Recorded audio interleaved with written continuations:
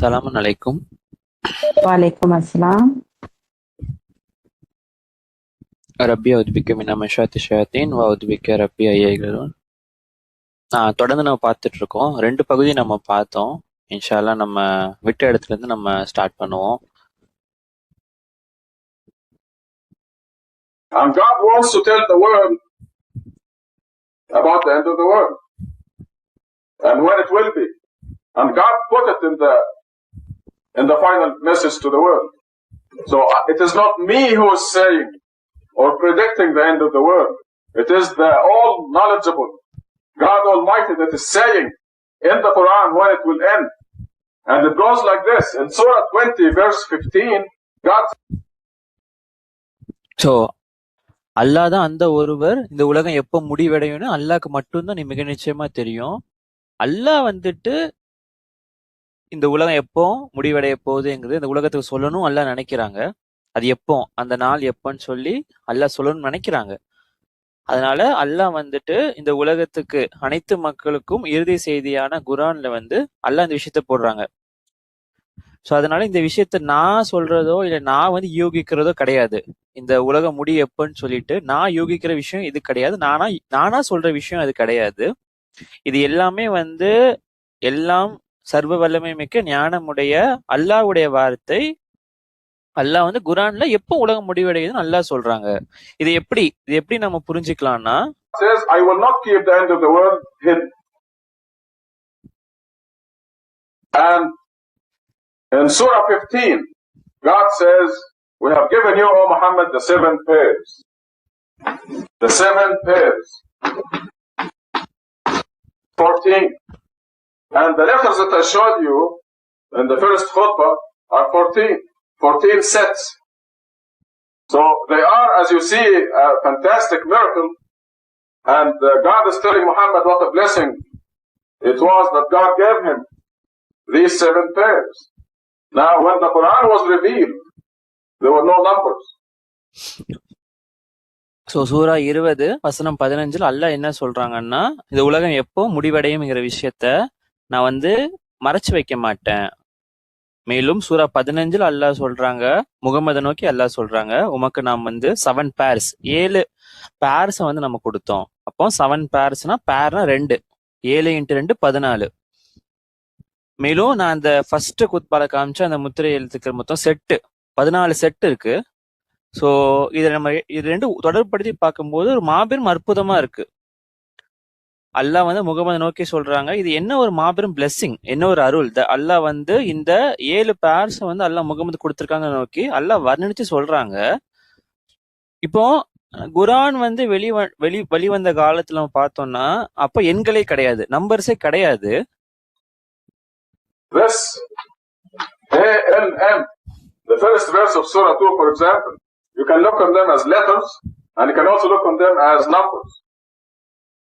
This is 71. This was 71 at the time of revelation of Quran. We did not have these numbers when the Quran was revealed. A is 1, L is 30, M is 40. 1, 30, 40, the total is 71. You add the 14 sets of numbers and they give you 1709 total. So we have given you, O Muhammad, the verse, when you look at it carefully in view of all the Quran, that from Muhammad to the end of the world, or from the Quran to the end of the world, 1709 years. After you complete 1709 years, you go into 1710. After Hijrah, which is a multiple of 19, there is one flag goes up, a sign, a confirmation.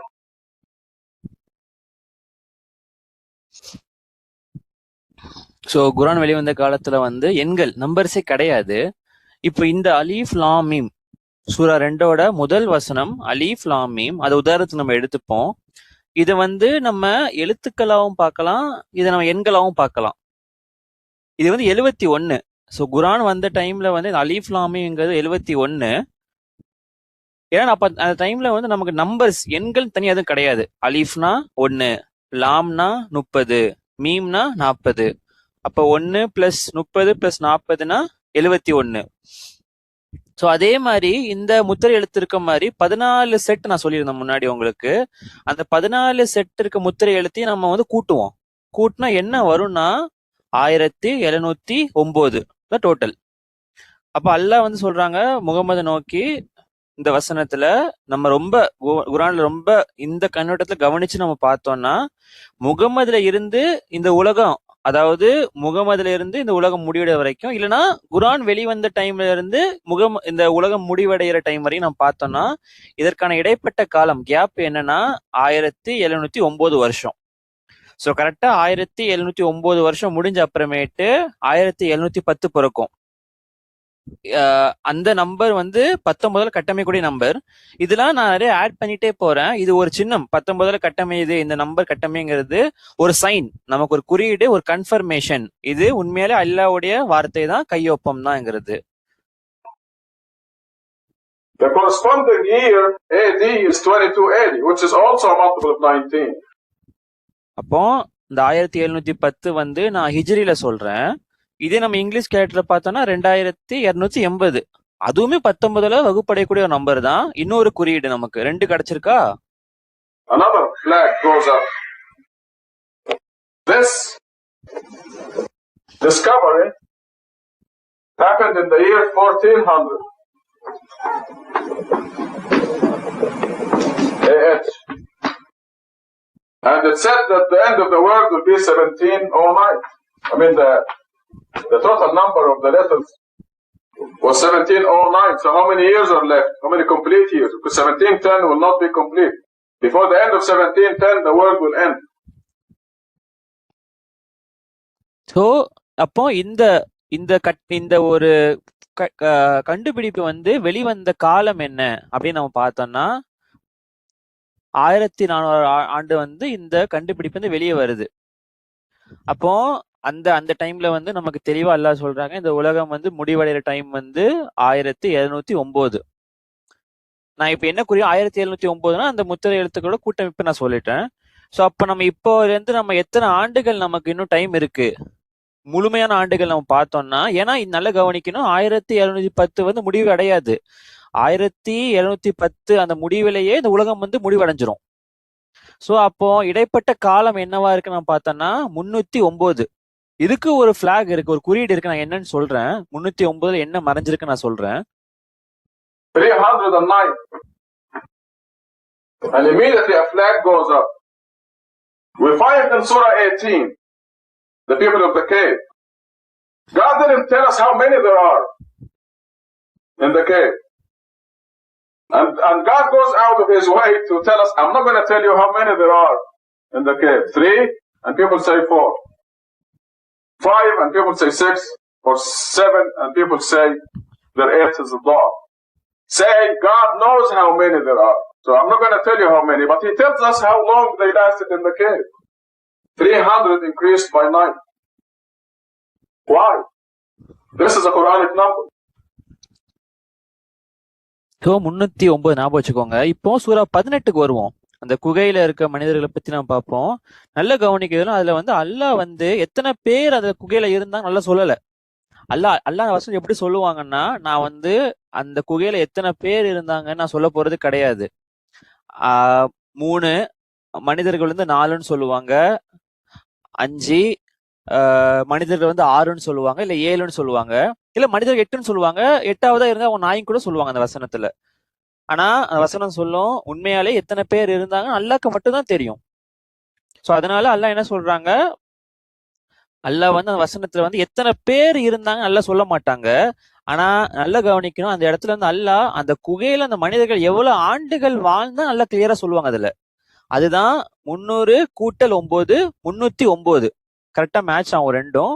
அப்ப இடைப்பட்ட காலமும் இந்த சூரா குகையில வர 309 பர்ஃபெக்டா match ஆகுது. ஏன் இந்த நம்பர் நல்லா கவனிக்கணும். ஃபர்ஸ்ட் இது ஒரு குரானிக் நம்பர். இந்த 309ங்கிறது ஒரு குரானிக் நம்பர் அது. And you look in the surah, and it tells you why God told us about the people of the cave. It says to remove all doubt about the end of the world. I'm going to say it in Arabic and the translation in English. I mean, what is more straightforward than that?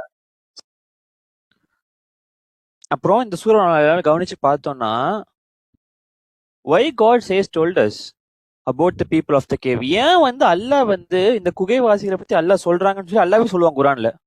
அதெல்லாம் என்ன சொல்றாங்கன்னா, மனிதர்களுக்கு இந்த உலகம் முடிவடைறத குறித்து எந்தவித சந்தேகமும் இருக்கக்கூடாது, அதற்காக தான் இந்த விஷயத்த நான் சொல்றேன் நல்லா சொல்லுவாங்க. நான் வந்து இன்ஷால்லா அரபிக்ல சொல்றேன், அப்புறம் இங்கிலீஷ்ல வந்து நான் மொழிபெயர்க்கம் பண்றேன். எப்படி சொல்றது உங்கள்ட்ட, இதை விட ஒரு ஸ்ட்ரெயிட் ஃபார்வர்டா நேரடி அல்லாஹ் சொல்லவே முடியாது. ரொம்ப டைரக்டா சொல்லிட்டாங்க குகைவாசிகளை வச்சு. وكذلك أعثرنا عليهم ليعلموا أن وعد الله حق وأن الساعة لا ريب فيها. That the end of the world, there is no doubt about it. In other words, so this to remove all doubt concerning the calculations. This is connected with the end of the world. We have given you the 7 pairs. It's connected with the end of the world in Surah 15. So இதை விட எப்படி நேரடியா சொல்றது எனக்கு தெரியல. அந்த உலக முடிவை குறித்து எந்த சந்தேகமும் கிடையாது. இல்ல இன்னொரு விதமா உங்கள்ட்ட சொல்லணும்னா, so this is to remove all the doubt concerning the calculations contained in the world. அது மட்டும் இல்லாம இந்த உலகம் முடிவடைகிறத நம்ம ஒரு calculation, ஒரு கணித கட்டமைப்புல போட்டு நம்ம வகுக்கிறோம்ல, அந்த calculation கரெக்ட் தான்ங்கிறது டவுட்டே கிடையாதுங்கிற அளவுக்கு இது கிளியரா நமக்கு ப்ரூவ் பண்ணுது. அல்லாஹ் குர்ஆன்ல சொல்றாங்க, உங்களுக்கு நான் 7 பேர்ஸ் கொடுத்தேன் அப்படின்னு அல்லாஹ் சொல்றாங்க. இதுவும் சூரா 15 வர அந்த உலகம் முடிவடைகிற விஷயமும் பயங்கரமா தொடர்பு இருக்கு. The verse before that, before we have given you 7 pairs, God says that God is the omniscient, who knows, the creator, the omniscient, who knows everything and knows when the world will end. அந்த வசனத்துக்கு முன்னாடி, அதாவது அல்லாஹ் சொல்றாங்க குர்ஆன்ல, உனக்கு நான் 7 purse கொடுத்தேன், அந்த கரெக்டா அந்த வசனத்துக்கு முன்னாடி அல்லாஹ் சொல்றாங்க, அல்லாஹ் எல்லாம் அறிந்தவர், அல்லாஹ் தான் படைப்பாளர், எல்லாம் அறிந்தவர், அவருக்கு எல்லாமே தெரியும். மிக நிச்சயமாக இந்த உலகம் முடிவடையது எப்ப நிச்சயமா அல்லாஹ் தெரியும்ங்கிறது முன்னாடி வசனத்துல வரும். அது وَإِنَّ السَّاعَةَ لَآتِيَةٌ فَاصْفَحِ الصَّفْحَ الْجَمِيلَ إِنَّ رَبَّكَ هُوَ الْخَلَّاقُ الْعَلِيمُ. That your Lord is the creator, the omniscient, who knows when it will end. We have so அரபிக்கான அர்த்தம் என்னன்னா, அல்லாஹ் தான் நம்மளுடைய படைப்பாளர், ரப், எல்லாம் அறிந்தவர், மிக நிச்சயமாக எப்போ இந்த விஷயம் முடிவடையும் அல்லாஹ்க்கு நல்லாவே தெரியும். given you 7 pairs. மேலும் நான் உனக்கு 7 பேர்ஸ் நான் கொடுத்தேன். And the great Quran. மாபெரும் குர்ஆனையும் கொடுத்தேன் அப்படின்னு அல்லாஹ் சொல்றாங்க. So all these signs together tell us that there is no doubt, but it is a piece of information. It is not required to go to heaven. The minimum requirements are believe in God, believe in the hereafter, lead a righteous life under any name.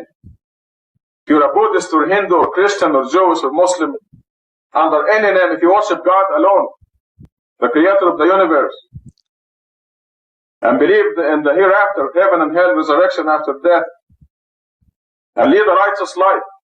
You can't just believe in God and the hereafter and be a nasty, bad person, liar, cheat, and all that. You have to lead a righteous life. So these 3 minimum requirements will lead you to heaven.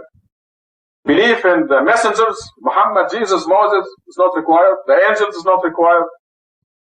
Believing in the scriptures is not required.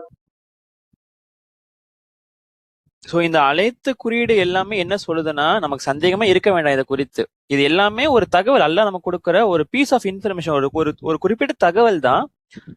இது வந்து நிச்சயமா நம்ம சொர்க்கத்துக்கு போறதுக்கு இது ஒரு ரெக்குயர்மெண்டா கேட்டா கிடையாது. அல்லாஹ் சொல்ற அடிப்படை 3 ரெக்குயர்மெண்ட் என்னன்னா, முதல்ல அல்லாஹ்வை நம்புறது, 2வது மறுமை வாழ்க்கையை நம்புறது, இயர் ஆஃப்டர், 3வது நன்னறியான வாழ்க்கை நடத்துவது. நீங்க எந்த மதத்துல இருந்தாலும் சரிதான், நீங்க புத்திஸ்டா இருக்கலாம், இந்துவா இருக்கலாம், கிறிஸ்டினா இருக்கலாம், ஜூஸா இருக்கலாம், முஸ்லீமா இருக்கலாம், எந்த விதமான மத பேரே வச்சிருக்கலாம் நீங்க. ஆனா நீங்க கடவுளை மட்டும் வழிபட்டு, இந்த பிரபஞ்சத்தை படைச்சு அந்த ரப்பை மட்டும் வழிபட்டு, மறுமை நாள் நிச்சயமா நம்பி, சொர்க்க நரகம் இருக்கு நம்பணும், நம்ம இறந்ததுக்கு அப்புறமே நிச்சயமா நம்ம உயிர் தெழுப்பப்படுவோங்கிறத நம்பணும், மேலும் நன்னறியான வாழ்க்கையை நடத்தணும்.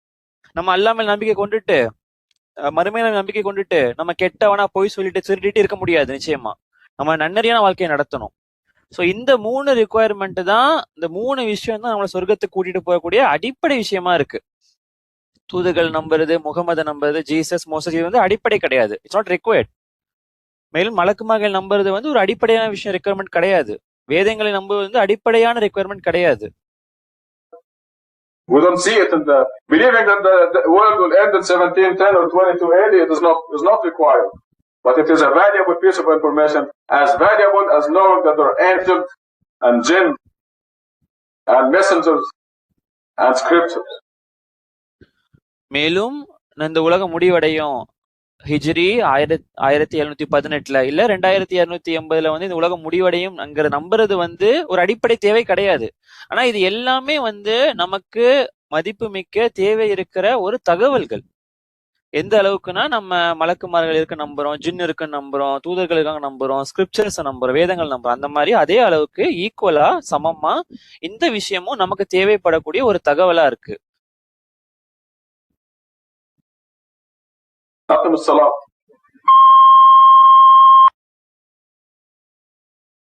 அல்ஹம்துலில்லாஹ்.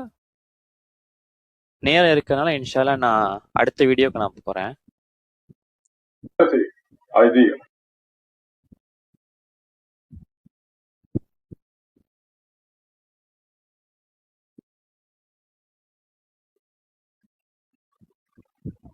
Also joined in community of worship. One God.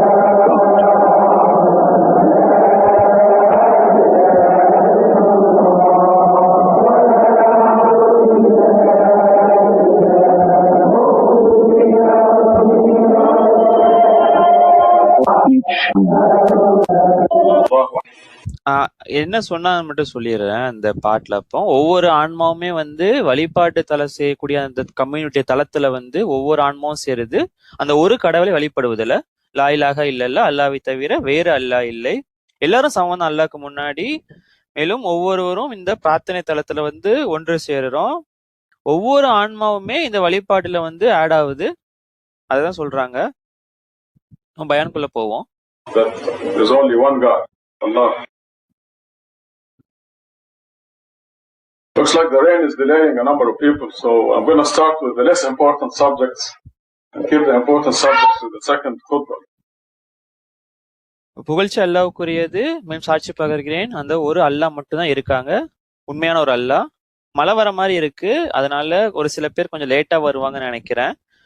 அதனால முக்கியத்துவம் கம்மியான விஷயத்த வந்து ஃபர்ஸ்ட் குத்பால பேசிட்டு முக்கியமான விஷயங்கள் செகண்ட் குத்பாக்கு நான் எடுத்துட்டு போறேன். ஸோ இந்த வீடியோட தலைப்பு நான் சொல்ல மறந்துட்டேன். அதாவது யூனிவர்சல் யுனைட்டி, உலகளாவிய ஒற்றுமை. எதன் மூலயமாகனா அல்லாஹ்வை மட்டும் வழிபடுவது மூலயமா. அதான் வீடியோட தலைப்பு. In this khutbah, I want to talk about the subject for the Muslim perspective that we will be preparing, inshallah, in the next few days. One important subject is, I don't know if it's a new idea, but it's an idea called universal unity. And I'm abbreviating it U and U, universal unity, through devotion to God alone. So இந்த குத்பால வந்துட்டு நான் என்ன சப்ஜெக்டை பத்தி பேச போறேங்கிறத வந்து நம்ம முஸ்லீம் சப்மிட்டர் perspective, முஸ்லீம் பெர்ஸ்பெக்டிவ்ல நான் ஒரு சப்ஜெக்டா கொடுத்துருக்கேன். அதை நான் ப்ரிப்பேர் பண்ண போறேன் இன்ஷா அல்லாஹ் வரக்கூடிய ஒரு சில நாட்கள்ல. அதுல அந்த ப்ரிப்பேர் பண்ணதுல ஒரு இம்பார்ட்டன்டான சப்ஜெக்ட் என்ன கான்செப்ட்னா, இது எனக்கு புது ஐடியாவான்னு சொல்ல தெரியல, ஆனா இந்த ஐடியாவுக்கு வந்து நம்ம என்ன சொல்லலாம் பேர் என்னன்னா யூனிவர்சல் யுனைட்டி, உலகளாவிய ஒற்றுமை. இதை ஷார்ட்டா வந்து நான் யூ அண்ட் யூ நான் சொல்றேன். Universal unity through devotion to God alone. உலகளாவிய ஒற்றுமை ரொம்ப முக்கியமானது. எப்படி நம்ம அடைய முடியும் அப்படின்னா, உலகளாவிய ஒற்றுமை கடவுளை மட்டும் அர்ப்பணிப்பது, கடவுளுக்கு மட்டும் நம்ம அர்ப்பணிப்பது மூலயமா அடையக்கூடிய விஷயம் உலகளாவிய ஒற்றுமை. The idea is that the Protestants are fighting the Catholics in Ireland, the Jews are fighting the Muslims in the Middle East, the Hindus are fighting the Sikhs in India, the Sunnis and Shias are fighting each other in Iran and Iraq.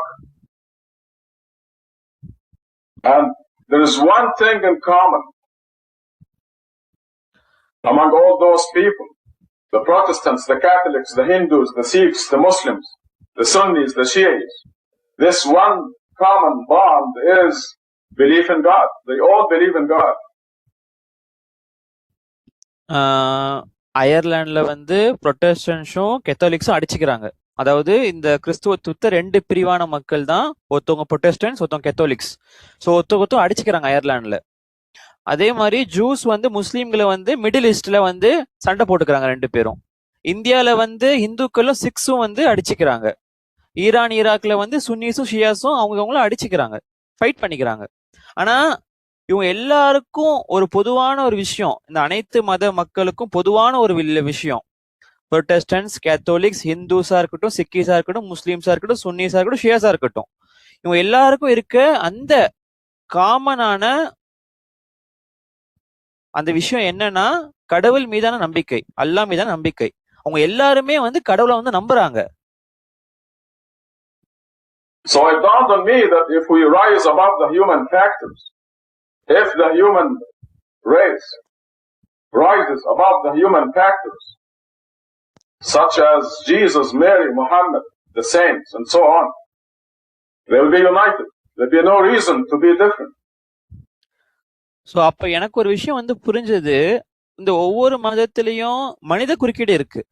அது தாண்டி நம்ம யோசிச்சோம் வச்சுக்கோங்க. உதாரணம், மனித குறுக்கீடு எதை சொல்றேன்னா, Christians வந்து ஈசா நபி இருக்காங்க, ஜீசஸ், மேரி இருக்காங்க, முகமது இருக்காங்க, அப்புறம் நிறைய குருமார்கள் இருக்காங்க. இந்த மாதிரி மனித குறுக்கீடு இல்ல நம்ம விட்டுட்டோம் அப்படின்னா, ஒவ்வொரு மதத்திலையும் அந்த மனித குறுக்கீடு நம்ம விட்டுட்டோம்னா நம்ம நிச்சயமா எல்லாருமே ஒற்றுமையா இருப்போம். நமக்குள்ள வேற்றுமையா இருக்கிறதுக்கு வேற எந்த விஷயமே கிடையாது. கடவுள் மட்டும்தான் ஒரே ஒரு ஈக்குவலான பர்சனா, ஒரே ஒரு காமன் பர்சனா இருப்பாங்க. The reason the Sunnis are fighting the Shias is because they reverence different imams, human factors. The reason the Protestants are fighting the Catholics is Martin Luther, a human factor. The reason the Mormons are Mormons is Joseph Smith, and so on. So it is these human factors, Muhammad, Jesus, Mary, Joseph Smith, and so on, that cause the differences. ஏன் வந்து சுன்னிஸும் ஷியாஸும் அடிச்சுக்கிறாங்க அப்படின்னு நம்ம யோசிச்சு பார்த்தோம்னா, ஏன்னா அந்த ஒவ்வொரு மத பிரிவில் இருக்க மக்களும் ஒவ்வொரு இமாம வந்து கைடா எடுத்துக்கிறாங்க. ஒண்ணு, அவங்க ரெண்டு பேரும் மனிதர்கள், இமாம் வந்து மனிதர். அதே மாதிரி ஒரு புரொட்டஸ்டன்ட், இந்த கிறிஸ்துவத்துவ புரொட்டஸ்டன்ட், கிறிஸ்துவத்துவ கெலோஸ்டிக்ஸ் ரெண்டு பேரும் ஏன் அடிச்சுக்கிறாங்க அப்படின்னா, அது காரணம் வந்து மார்ட்டின் லூதர், ஒரு ஹியூமன் ஃபேக்டர், ஒரு மனிதர்னால ரெண்டு மத பிரிவு மக்களும் அடிச்சுக்கிறாங்க. அதே மாதிரி மோர்மன்ஸ் இது பண்றாங்கன்னா ஜோசப் ஸ்மித் தான் காரணம். ஸோ அதே மாதிரி ஒவ்வொரு மதத்துல இருக்க அந்த மனிதர்கள்னால வரக்கூடிய விஷயங்கள், முகமது, ஜீசஸ், மேரி, ஜோசப் ஸ்மித், ஸோ இந்த மாதிரி ஒவ்வொரு மத மக்களும் ஒவ்வொரு மனிதர்கள் சம்பந்தப்பட்ட தூக்கி வச்சிருக்கனாலதான் நமக்குள்ளேயே ஒரு வேற்றுமையே இருக்கு. If we focus on the one common linkage, that is belief in God, we will have one objective to love, one objective to worship, one and the same. So this is why I call that universal unity. So அதனால இந்த மனிதர்கள்னால ஏற்படக்கூடிய தான் நமக்கான ஒரு வேற்றுமையே, ஒவ்வொரு மதத்துக்கும் வேற்றுமையே மனிதர்களா நம்ம தூக்கி வச்சுக்கிறது தான் காரணமே. அதெல்லாம் விட்டுட்டு நம்ம ஒரே ஒரு காமனா ஒரு எல்லாருக்கும் ஒற்றுமையா இருக்கக்கூடிய அந்த கடவுள் நம்பிக்கையை மட்டும் நம்ம கவனம் செலுத்தணும் வச்சுக்கோங்களேன், நமக்கு இருக்கக்கூடிய ஒரே ஒரு நோக்கம் வந்து நேசிப்பது, கடவுளை வணங்குவது மட்டுமே தான் இருக்கும், வேற எதுவுமே இருக்காது. அதனாலதான் இதை வந்து நம்ம உலகளாவிய ஒற்றுமை நம்ம சொல்றோம். I finished the video program a couple of days ago. I mean the shooting of it. I'll be editing it in the next 2 weeks, and inshallah we'll be showing it in Washington, D.C., in New York, Boston, Cincinnati, San Francisco, Los Angeles, the major centers, and Chicago. We got Chicago also. So the program will emphasize these points of differences and the one point of unity, and I will be asking them to get together with us in promoting universal unity. The complete name is Universal Unity through Devotion to God Alone.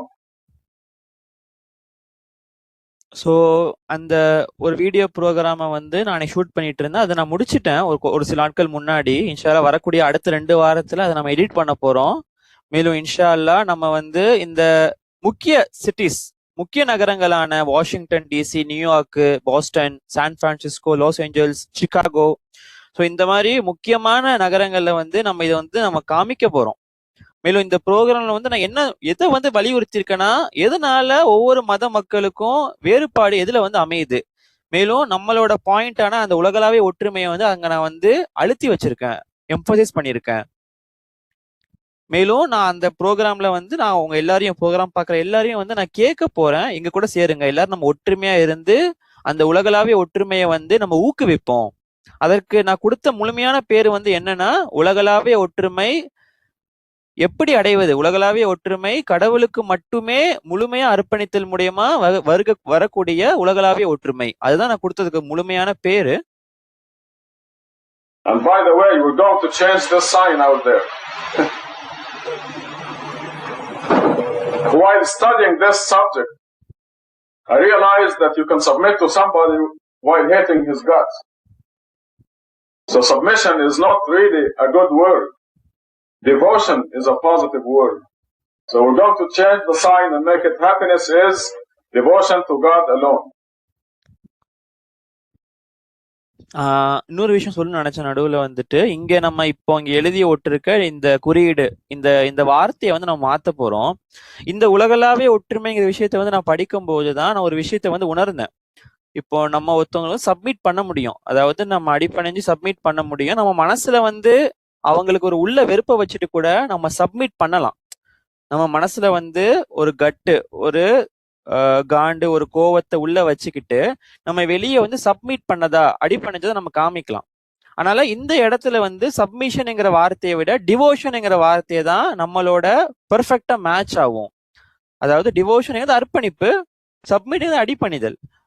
So அதனால இந்த குறியீடை வந்து நம்ம சரியான வார்த்தையை பெர்ஃபெக்டா மாத்துறதுக்காக happiness is devotion to God alone, மகிழ்ச்சி என்பது அல்லாவுக்கு மட்டும் பரிபூரமா அர்ப்பணித்தல் மூலியமா, டிவோட் பண்ணுவது மூலியமா அடையக்கூடியதுதான் மகிழ்ச்சி அப்படின்னு நம்ம வார்த்தைகளை சீரமைக்க போறோம். This is a product of this universal unity. நம்ம மாற்றக்கூடிய எந்த மாற்றம் வந்துட்டு அந்த நம்ம டிஸ்கஸ் பண்ண அந்த உலகளாவிய ஒற்றுமைங்கிற ஐடியாவை யோசிக்கும் போது வரக்கூடிய ஒரு ரிசல்ட் தான் அது. Idea. This is one subject. And I'm going to put this in the Muslim perspective on the back page. On the front page, I'm going to talk about polygamy, which is a very popular subject. So, இது வந்து நம்ம முஸ்லிம் perspective, சப்மிட்டர் பெர்ஸ்பெக்டிவ்ல போடக்கூடிய ஒரு subject தான் இப்ப நான் சொன்னேன். இதை வந்து நான் பின்னாடி பேஜ்ல போட போறேன். முன்னாடி பேஜ்ல நான் என்ன போட போறேன் அப்படின்னா, நான் எதை பத்தி பேச போறேன்னா பாலிகாமி, அதாவது ஒரு திருமணத்துக்கு மேல பல திருமணங்கள் பண்றது. இது ரொம்பவுமே ரொம்ப ரொம்ப பரவலா பாப்புலரா இருக்கக்கூடிய சப்ஜெக்ட் தான் இது. இன்ஷால்லா நம்ம நெக்ஸ்ட் இதுல பார்ப்போம். மாஷா அல்லாஹ், லா குவத்த இல்லா பில்லா, அல்ஹம்துலில்லாஹ், ஸலாமுன் அலைக்கும்.